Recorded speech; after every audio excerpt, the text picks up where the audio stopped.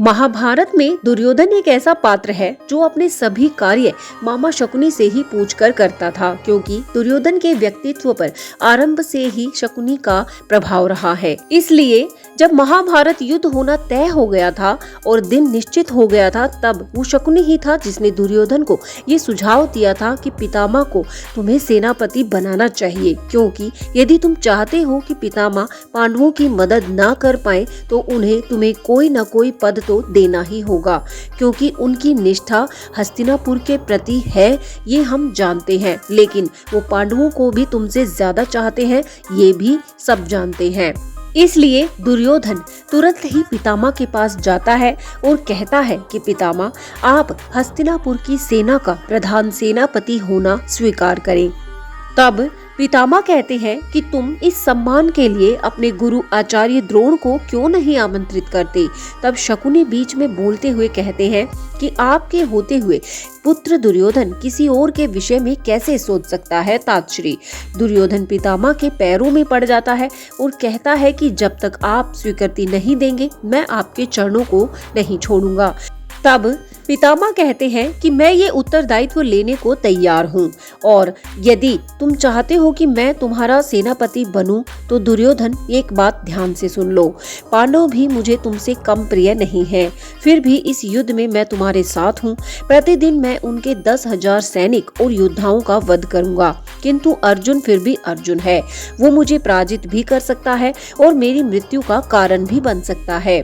तब कर्ण आगे बढ़कर कहता है कि आप अर्जुन की चिंता ना करें, अर्जुन को मैं देख लूंगा, उसके शव पर मेरा ही अधिकार है। तब पितामह कर्ण को टोकते हुए कहते हैं कि मुझे अपनी बात समाप्त करने दो अंगराज। तब पितामह दुर्योधन से कहते हैं कि जिस सेना का सेनापति मैं हूँ दुर्योधन, उस सेना में अंगराज कर्ण के लिए कोई स्थान नहीं है। वैसे भी हमारे बीच कड़वाहटों की एक नदी है, मैं नहीं चाहता कि इस नदी का बहाव और बढ़े। इसके बाद दुर्योधन इस बात के लिए मना कर देता है। वो कहता है कि कर्ण मेरा मित्र है और मुझे उसका साथ जरूर चाहिए। लेकिन कर्ण कहता है कि मित्र, मन को मैला ना करो, स्वयं गंगा पुत्र परशुराम जी के परम शिष्य रहे हैं, उनके होते हुए तुम्हें मेरी जरूरत ही नहीं पड़ेगी। परंतु मित्र, मैं तुम्हें ये वचन देता हूँ कि यदि ये वीर गति को प्राप्त हो गए तो मैं अपना धनुष लेकर रणभूमि में आ जाऊंगा। तब पितामह कहते हैं कि अभी मेरी बात पूरी नहीं हुई है, उन्होंने कहा कि मैं पांडु पुत्रों को जान से नहीं मारूंगा। इस पर कर्ण कहते हैं कि आप ये कहना चाहते हैं पितामह कि आप शत्रु से युद्ध भी करेंगे और उन्हें जान से भी नहीं मारेंगे। दुर्योधन के शत्रु वे सैनिक नहीं है जो युधिष्ठिर के ध्वज तले युद्ध कर रहे हैं। दुर्योधन के शत्रु तो वे राजा और महाराजा और योद्धा भी नहीं होंगे जो युधिष्ठिर की ओर से युद्ध करने के लिए आएंगे। दुर्योधन के शत्रु तो वे 5 पांडव ही हैं और आप उन्हीं पर बाण नहीं चलाएंगे।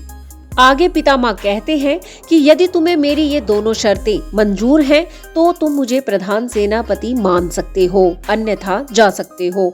तब कर्ण अपने मित्र दुर्योधन से कहता है कि मान लो मित्र, पितामह की ये शर्त भी मान लो, परंतु मुझे आज्ञा दो, मेरा तो यहाँ पर दम घुट रहा है। ये प्रसंग यहीं पर समाप्त हो जाता है, लेकिन ये प्रसंग दिखाता है कि अपने स्वार्थ के लिए ही दुर्योधन पितामह के चरणों में गिरा था।